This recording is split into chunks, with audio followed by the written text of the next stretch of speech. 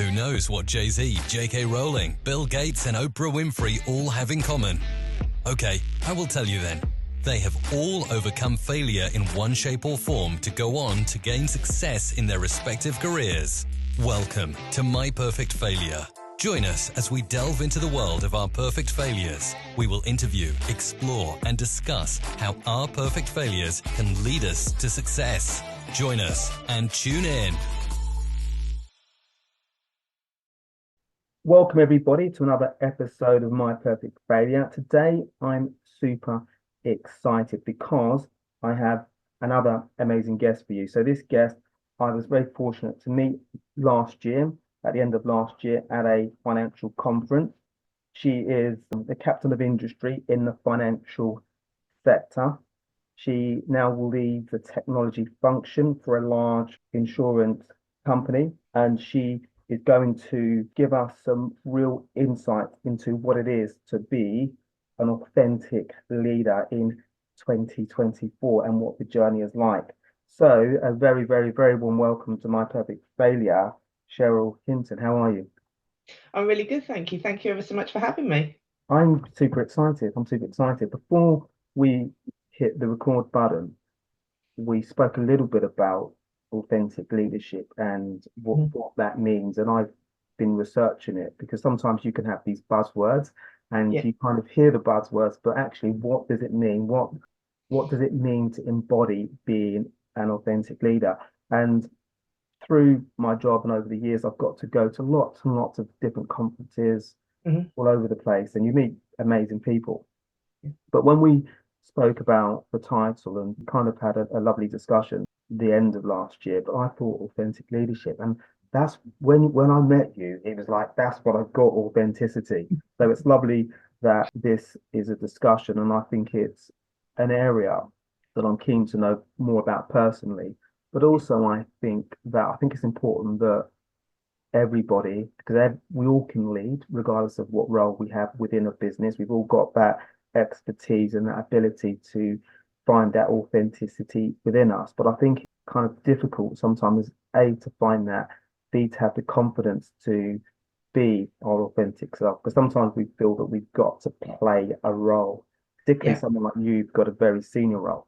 But what I thought would be lovely initially is to capture a little bit of you and actually how your journey to become a leader in a big company, because sometimes you think about, well, I guess what I think about are some of the obstacles initially, A, having the confidence to push ourselves and maybe to believe in ourselves, to actually even to begin the process. So maybe how did you begin the process to think about a career and then really pushing yourself? So I think I decided on my career based on a present that I got for Christmas. So my dad bought me a computer, and I thought this was the best thing ever. So it was an Amstrad 386. Wow. And it had a green screen and a dot matrix printer. We had to rip the sides off of the paper. So really old school. I used to play Prince of Persia and Lemmings on it, and I thought it was the best thing ever. And that was when I decided I wanted to go into computing. So I was very, very early on the computer revolution, very lucky to get a home computer.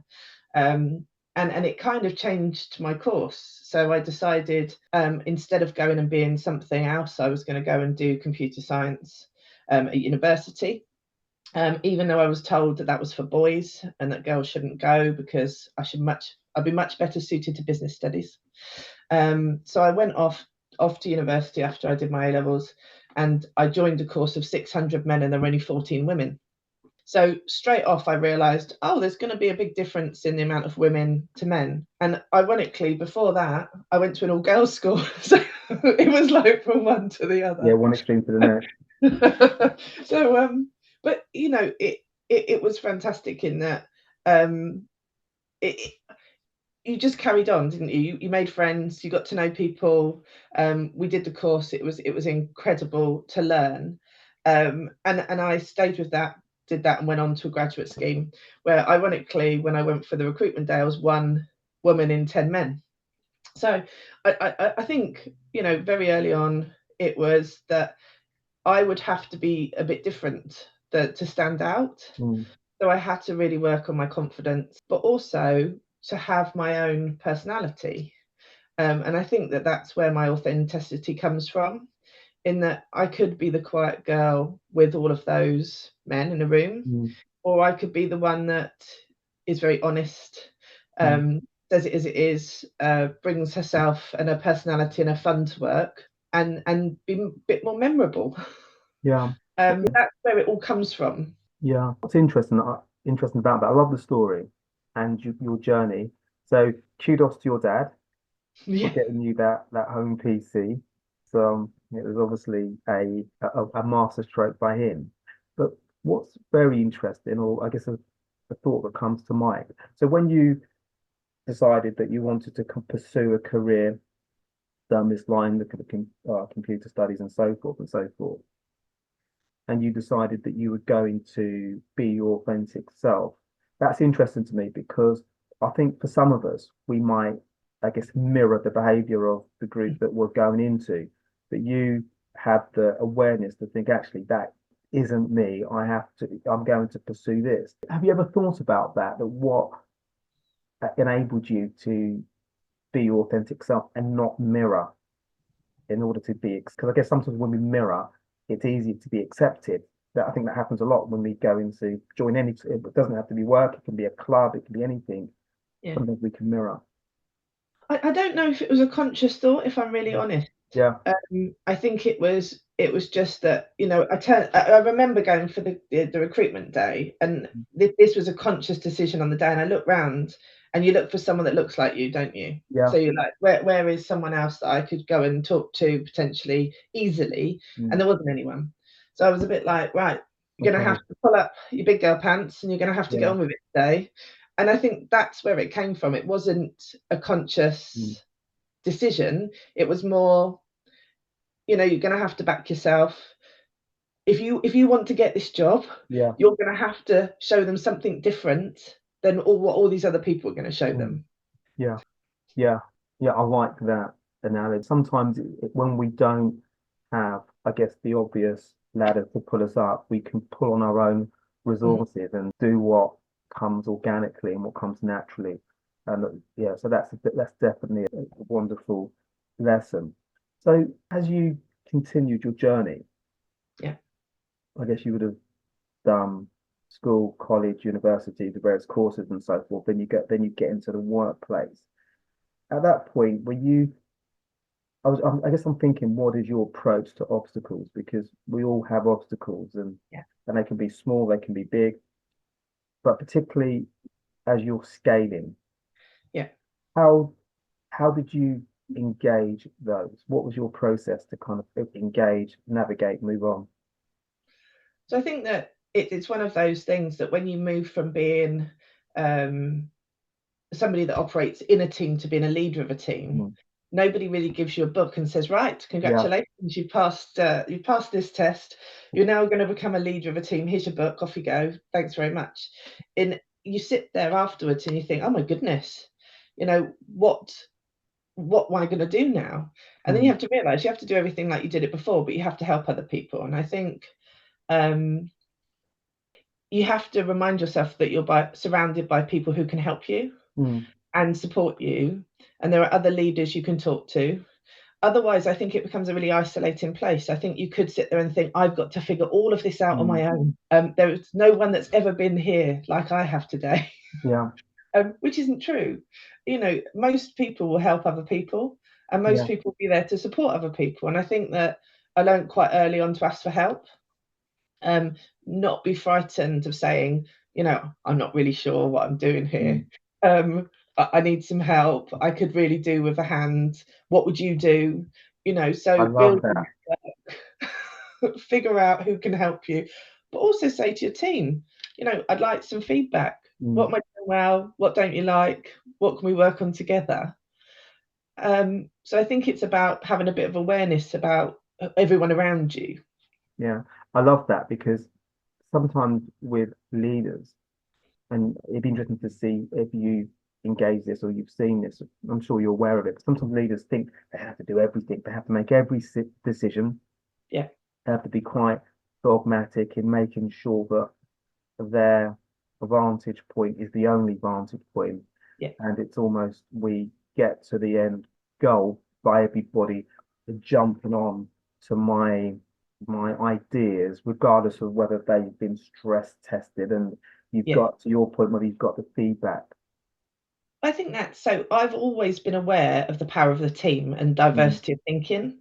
So I never think that I'm the brightest person in the room or I'm the only one that can make a decision. Mm. I believe that I'm surrounded by brilliant people who can help me. Yeah, So I think that I've always counted on them to make my decisions better, to get their opinion, to think things through.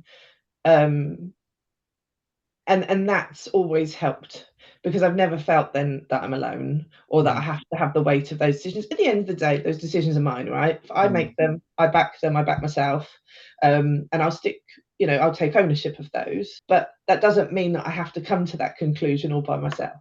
yeah.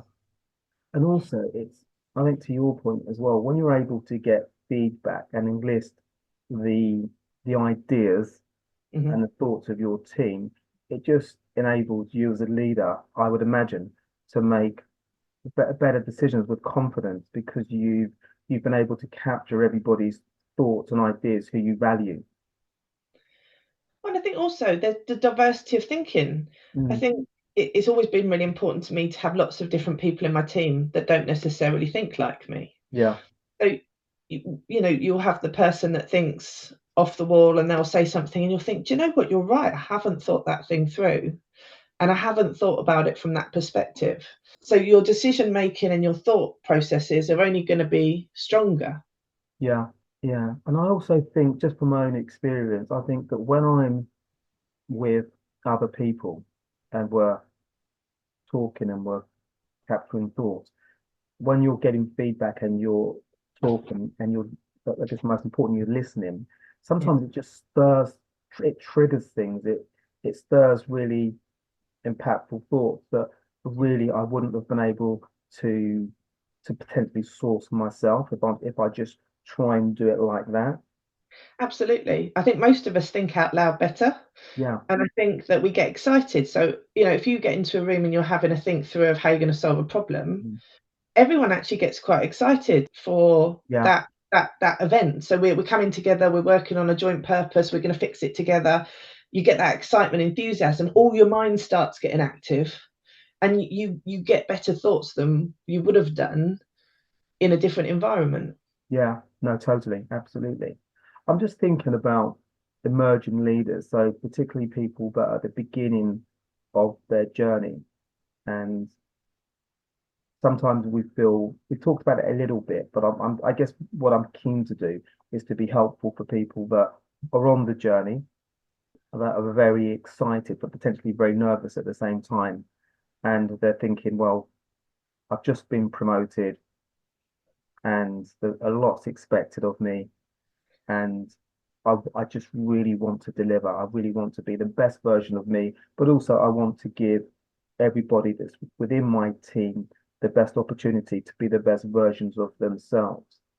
Yeah. Is there, I don't know, rules of thumb that they can maybe think about when they start the journey, just so they can represent and just be authentic and not be kind of like that Gordon Gecko like Wall Street type thing where you play you play a role as opposed to being yourself. Yeah. And I think, it's hard. I'm what, 25 years into my working life, so I've had a lot of time to practice, and refine and keep working. So I Yeah, think, back yourself, um, understand that you're there because you're good at your job. Um, Everybody has imposter syndrome. It's not something that you're going to face alone, but the more you listen to those things, the more you believe them. yeah, So figure out a way to cope with those thoughts, write them down, talk them out loud, talk to mm, yourself about them, talk to others about them, and figure out how to deal with them so that you can move past that concern and worry, because that will take a lot of your time and your yeah, energy. So remember why you're there. You're there because you're hired. You're there because you're good at your role, and you've got contributions and people want to hear them. And that is a confidence thing.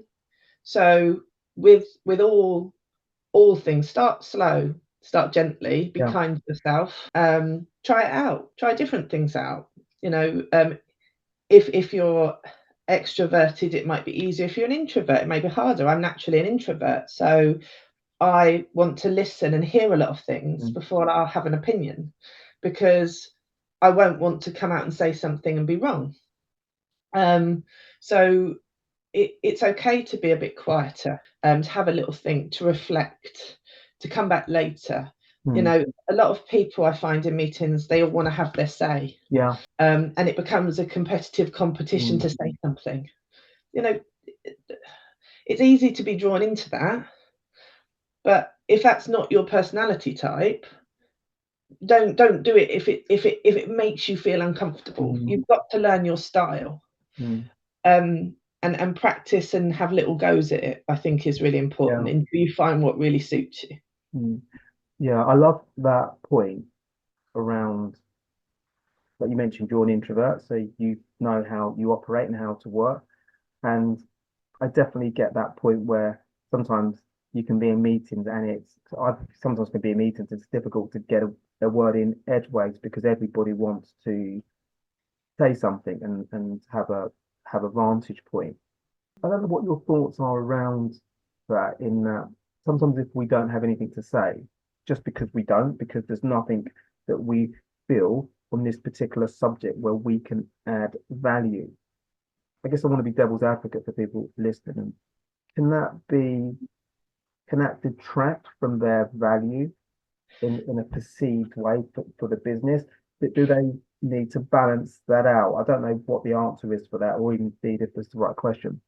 No, I absolutely agree. So I started in a business, and I remember them saying that they didn't think I was very good because I was very quiet. And I didn't have anything to say, and I'd taken a big job on, and this was in my first month, and they kept saying that, you know, things were said about me, not necessarily to me, that said, you know, oh, you know, she never says anything in meetings. You know, I'd only been there a month. I was trying to find out. I was listening. I was doing a lot of other things rather than just talking. And ironically, I was talking to someone this week about it, and they said that they'd learnt that you didn't have to be the people. So I'd taught them by being myself and sticking to that you didn't have to be a person that said everything at every meeting. You could be quiet and think about things and contribute in a different way. But in that instance, I had to prove my worth through demonstrating it, because I wasn't verbally communicating to them, and I didn't realise at the time. So this was a little while ago, and I didn't realise that that's what they expected of me. So I think that if you're in a situation, especially a new one, where you're going to meet new people, and you perhaps aren't being perceived how you'd want, I think you're going to have to ask for advice and speak to some of the other people and figure out what you can do. Now, it all worked out for me because they realised that I was good at what I did, because I demonstrated that quite quickly through what I did, but I didn't necessarily do it through how I spoke. So it was a lesson for me, to be honest. So it is about keeping learning and trying. No, totally makes sense.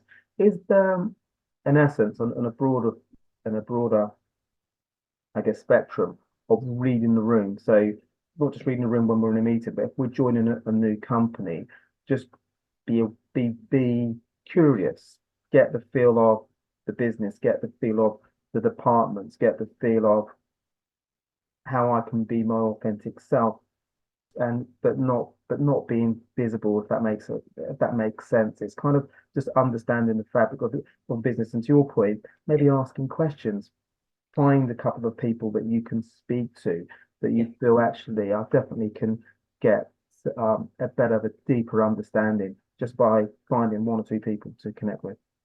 I think that's absolutely true, but also use your non-verbal cues. Okay. I've had to work on them a lot, again, because it's not necessarily my preference.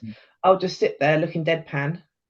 You know, I've had to learn to look like I'm listening, smile, nod, engage in the conversation. Now, they're learned behaviours, but actually I found that when I smile at people, they smile back. I know, go figure. But it's engaging with them in a different way. So yes, they can see that I'm listening. They can see I'm taking what they're saying in. They can see that I'm thinking about it, because so it's not necessarily all verbal cues. Sometimes it's really important to work on your non-verbal cues as well, so that so you're not just sit there deadpan. Yeah, I like Like, that. you could be anywhere Yeah. watching a movie. Yeah. No, I love the idea of being able, because that's a skill, to be able to communicate but not have to verbalize it. You can gesture, you can nod, you can use facial expressions, and actually that's important. It's powerful because it's important because we're communicating, and also it aids the flow of a conversation or a meeting. Mhm. Yeah. And then think of the question you want to ask. So I think, at the beginning, you don't want to look stupid, do you? So you're in a new business, that potentially you're being looked at by everyone, and you then don't want to ask a stupid question, because they're going to go, oh, well, we thought you would have known that. Yeah. There is never a stupid question, right? If you're in a room and you're thinking it, the probability is somebody else is in the room thinking it. Go and ask your question, get involved. Yeah. And I think that's something I've learned as well, is that, I'm the sort of person that likes to have all of the information before I ask the question. Okay. But sometimes it's just best to ask it. Yeah. And also something that came to mind, I just want to get your thoughts on it as well. It's on the same thing really, but it's around, I'm just thinking about helping leaders or people, and again, everybody's a leader in my eyes. So sometimes when we think we have to talk and talk and talk and talk and talk, because sometimes, to my mind, we're struggling a bit if we feel that we have to be the only voice in the room. To me, that means that we're probably not as confident as we want to portray ourselves as, if we feel that we have to talk and talk and talk, and everybody will have a different relationship with that, and it's kind of absorbing that and actually trying to, I guess, trying to think about how we can be more impactful, but vocal, but we don't have to dominate. We don't have to be seen to dominate. Well, actually, I've learned since I've gone through my career, the less you say, the more impactful it is. But it's thinking about what are the key things you want to communicate. Because I think we all fall into a trap of, especially if we do a technical role, of trying to tell everyone everything about what we've done to prove how diligent we are. Yeah. And as you go higher up the ladder, people accept that you're there because you can do your job. They don't want to hear that you've spoken to these people and you've done these things and you've been diligent. They just want you to bring out the pertinent points. So actually talking too much is a negative. The further you go on, it's trying to really think about what do they need to know, and how are you going to say it in a concise way. Yeah. I love that, because I definitely, over the years, I've struggled where I kind of sometimes talk too much, you say too much, and it's about condensing that. And sometimes you can lose people and it might be, you can lose them for different reasons. One, because maybe there's too much information, and you could break that down a little bit, and we're good and we can go. Or it could be for different reasons where you just want to dominate and you're not giving them a chance to give their vantage point on a situation. I wanted to mention something to you. So I mentioned before we hit the record button that one of the experiences in the workplace, this is a number of years ago, but as this episode is about authentic leadership, there was I guess a lady I was working with at the time, incredibly talented, but we were in quite a stressful, not a stressful business. It wasn't that every job has some relationship with stress at points. But I remember every month we would get our financial number. This is what the revenue number is for this month, and then we would have to kind of work out as a team how we're going to achieve that revenue number. And she led up the team, so she led up the team, but she lovely girl. I sit next to her anyway. So every time the number we would be waiting at so the month would start, and ideally we wanted the number at the start of the month so we could all work out what we got to do. But invariably, as they would be reconciling the previous month, it would always take maybe 2 or 3 days for the number to come out for what we needed to achieve. So anyway, the number came out. It was a big number, and she I guess the way that she would engage would be quite maybe aggressive to a way, just dominant and stuff like that. So we worked out what it was, had a conversation with the team. Okay, this is what we need to do. Anyway, so we went into an office and we had a conversation about it, and she was like, "This is." So she felt that she had to be quite aggressive to get people's buy-in. Yeah. It really wasn't her, but I guess she was acting a role out for her to feel that she was capturing people's attention and she'll be taken seriously. And the reality is actually not just her. I think it was the entire ethos of that department where people were perceiving that they had to act away because there was a sales focused and there was lots of challenges. And I say challenges, there could be pressure at times, not all the time, but at times. And I said to her, look, just be yourself because you here now is amazing. Everyone's going to go with you, support you. But because some of the senior team, they acted in a certain way, yeah, got guys there, it almost felt that in order to fit in, you had to act a certain way. And I'm sure that there'll be people listening that may have similar recollections. But I think now I'm going back 15 years potentially, but I think we've moved on a bit from those days. But it was just one example where at that time she massively improved and she gained the confidence, but it was difficult for her to bring out her authentic self. Not just her, I might add, everybody. But that was just an example of the conversation I had. Yeah, but how kind of you to be her advocate and to tell her that who she was who she should be. And I think that's the thing, isn't it? Sometimes if we're in certain types of environment, they might be all male oriented, or they might be sales focused, or they might be other. We try and mirror the behaviours, or we think in order to fit in, we've got to be like the others. And I think that it's very hard to keep up that persona if it's not you. So for example, they talk about football. I've got to be honest, I don't care about football. I'm not going to pretend to watch the football just so that I can fit in because it's exhausting. So I only care when my team wins, otherwise I'm not interested. Yeah, but I think a lot of people do think that they have to gen up on absolutely. all those things in order to be part of the banter or the conversation. And I think it's thinking about how do you get involved with those things without having to change what you like or what you want to do. So I'm really pleased that she got to the point where she could be her authentic self.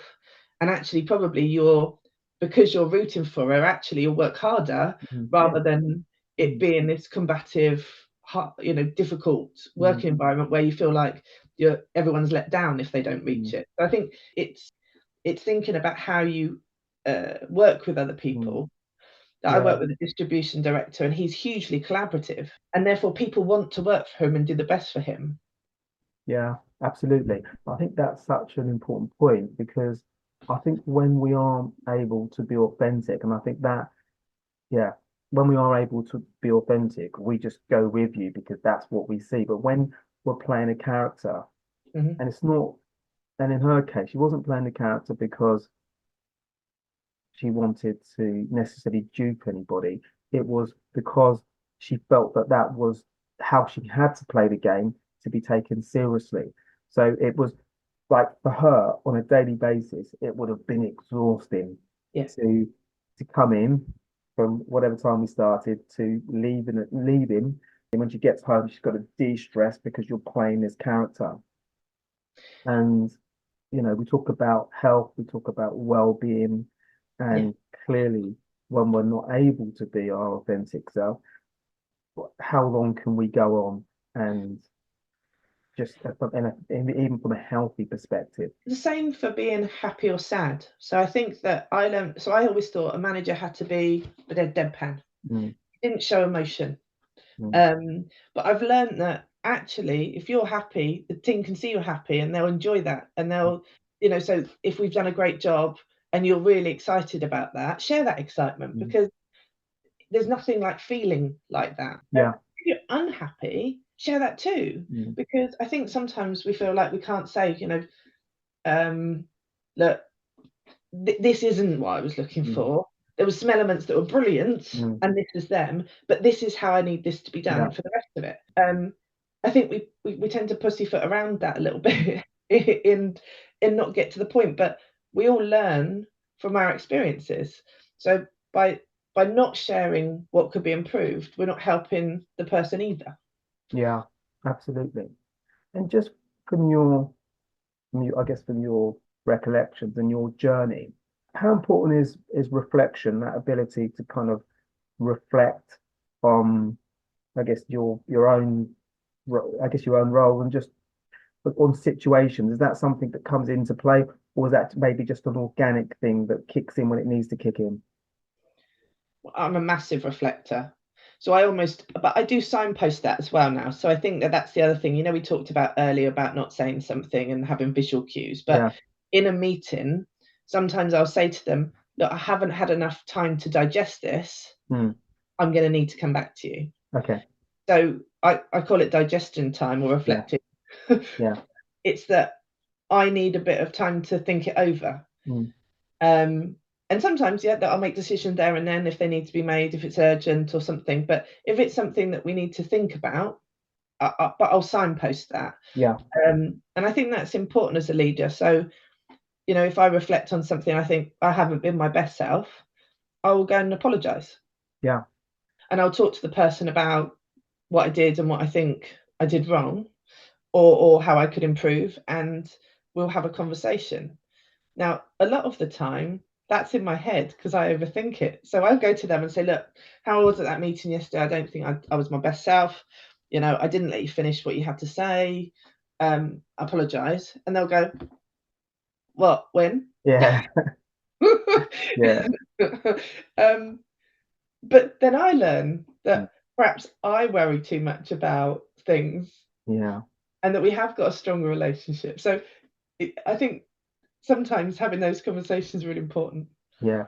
No, I think that's great as well, because it just shows that you're aware and you're thinking, and you want to give everybody a fair opportunity to engage or provide their vantage point on something. Because I definitely feel this is in my experience, sometimes you can work with leaders that their self-awareness is challenged, and it can be because that's the organizational, that's what they've been like.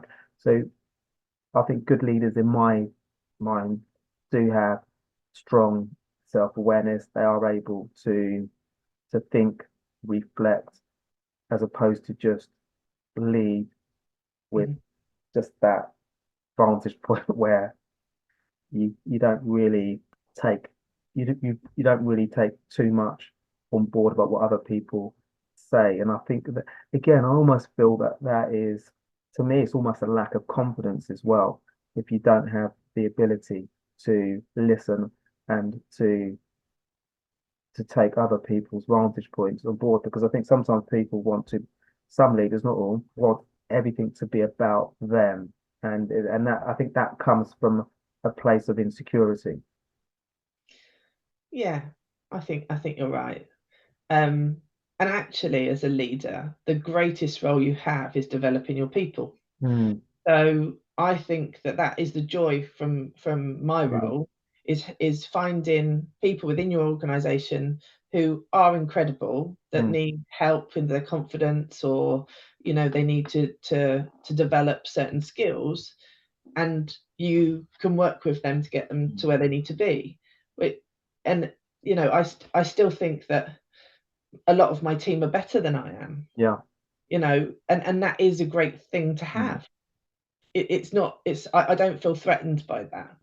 Well, I've listened to a lot of stuff around Steve Jobs, and he was good at the vision, the the the, the commercial stuff, but his big skill, well, and obviously had lots of skills, but one of his biggest superpowers was making sure that he had the best team around him to complement the areas where they were excellent at, and they could help him implement his vision. Because these were, so he would, yes, I'm sure these people would work incredibly hard, but he hired them because they were the best. and they had the best potential to grow and to develop. And I think sometimes with leaders, I think sometimes that can get mixed up where you want to be the best, you want to wear every hat and be the best at every hat, and you want to be the expert on everything. And that doesn't really give people the opportunities to grow and to flower. Absolutely. What I wanted to ask you was a question. I'm conscious of time, so I wanted to ask you a question around imposter syndrome, whether it's something you ever think about, or whether you've got any ideas on if anybody is within a leadership role and they struggle with maybe be representing themselves on a daily basis because sometimes you can be catapulted into roles and you kind of accept and you move forward, but maybe you feel that you're surprised that you're there in that role. I think I'd be lying if I said that I took on roles and I got there and I thought, oh my goodness, how did I get this job? And then they're going to find me out. Yeah. And I think that it's because you go into a position where you've come from a role where you know everything about it, you're managing a great team, you were top of your game, and you've gone onto a new role and suddenly you're the new person again. So I think I think most people probably have imposter syndrome if they were really honest. I think some people say that they don't, but I certainly have had it and sometimes still suffer with it. So I went to India last week and I did a talk for International Women's Day. And I sat there and I thought, what are they going to want to know from me? Why would they want to hear from me about my journey? And then I thought, well, I'm there to spark debate and have a conversation, which we did. It was fabulous. It was one of the highlights of my trip. But I think that it's almost like you have to have a word with yourself. So your little brain, you feel like you've got someone on your shoulder going, you can't do this. Why are you here? You shouldn't have got this job. They're going to find you out. And you almost need another one on your other shoulder going, that's not true. You've got here because you should be here. Give yourself a bit of time. Yeah, absolutely. It's an internal conflict you have to manage. And sometimes it's about just taking a deep breath, going for it. Just try. Yeah, absolutely. Yeah. Yeah. So definitely on this podcast over the years, we've spoken about that self-talk, how important that self-talk is, because I will have those, particularly in the morning, I wake up and I have this idea that will come into my head and I'll be excited by it. Yeah. And then all of a sudden a voice has come from nowhere and said, what do you it's really not feasible what you're thinking. Then I'm thinking, well, what's going on? I was really excited 10 minutes ago and now I'm having this internal doubt about something. And I realized that, to your point, that sometimes we if we don't have anybody with us, a mentor or anybody, we can engage some positive self-talk. And we spoke about Stephen Bartlett before we hit recording and how we're both huge fans of his. Yeah. And I think that he has a similar vantage point to you around imposter syndrome. It's about that self-talk. And also I think I'm sure he talks around that imposter syndrome is good because it means we're growing. Yes. It's an opportunity. If we don't have imposter syndrome, it means maybe we're coasting. So I guess for me and others that it's potentially an opportunity. I think it's learning to live with the little bit of uncertainty in your life, isn't it? Taking yourself out of your comfort zone. As I always say, give it a whirl. Give it a try. What's the worst that can happen? Yeah, absolutely. Absolutely. Constantly pushing yourself to be the best that you can possibly be is really important. Absolutely. And that's what it's about, being our best. So getting towards the end now, and I think I've got two questions. One, I just wanted to get your thoughts on mentorship. So within business, is that something that you have had, or whether you would suggest that people look at if they are on that leadership journey? Yeah, so mentorships and advocates. So I think look around your organization, look at the people who will advocate for you, ask them to help you. So if you want a new role, if you want new opportunities, if you want training or exposure to something, go and ask someone and say, look, I'm really excited by what you're doing. I'd love to come and help you. And let someone else advocate for you. So I think that's really, really powerful. Look for advocates. They've helped me all my career. They've been very strong, and I don't think I'd have got where I am without them. Yeah. And then look for those people, the mentors in your life, coaches as well. Have an external coach or a coaching relationship with someone in your organization, and learn and grow yourself. Get feedback, understand where they've come from and how they've overcome it. Think about how you develop yourself. It's a continual journey, and I think that I've only become stronger from having these people in my life and having that honest feedback. Okay, fabulous, fabulous. And so we have a recurring question on the podcast, Cheryl, which is if you could invite 3 inspirational people for dinner, they can be alive or past. Who might you invite? So my 3 are Rennie Carroll, because he changed my life. I saw him very early in my career, and he told me I just had to have 3 things that I wanted to do in my life, and I've done that, and it's all been good. So thanks very much, Rennie. Maya Angelou, inspirational. I think a lot of people who have read her work would think so. And Stephen Bartlett, because I think he's incredible. I learn a lot from his podcasts and everything that he does, and he strives to be better every day, and I do too. Yeah, that would be such an amazing dinner. Can you imagine that? What you would, I'd just be interested in what you would cover if you just sat down, got the meals there, let the conversation begin. What would you cover? I think dinner would go cold. Yes, it would. You might have to order a takeaway after because it's cold. But yeah, and for people, if people want to get in contact with you or find out more about you, is there a way that people can engage? Sure. I'm Cheryl Hinton. I'm on LinkedIn. Please do get in touch if you want help or support. I always think that we're all here to help others and give everybody a hand up or a bit of advice. So the door's always open. Absolutely. And you've given us lots of help and advice by our conversation today. So thank you so much. Thank you for inviting me. I've really enjoyed it. No, lovely. Hopefully we can have more conversations in the future. That'd be amazing. Good. Thank you. Thank you. And thank you everybody for tuning into this episode of My Perfect Failure.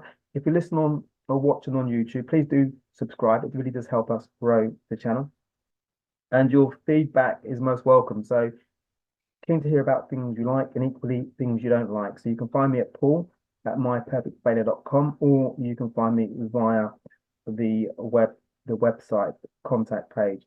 And if you know anybody that is a leader and they really want to transform themselves and really focus on being an authentic leader where their life will be so much easier, please do share this episode. So until the next time, take care for now. Bye. Thanks for listening to My Perfect Failure podcast. Be sure to visit www.myperfectfailure.com to join the conversation. Subscribe to our podcast on iTunes or Google Play. Look out for our next episode.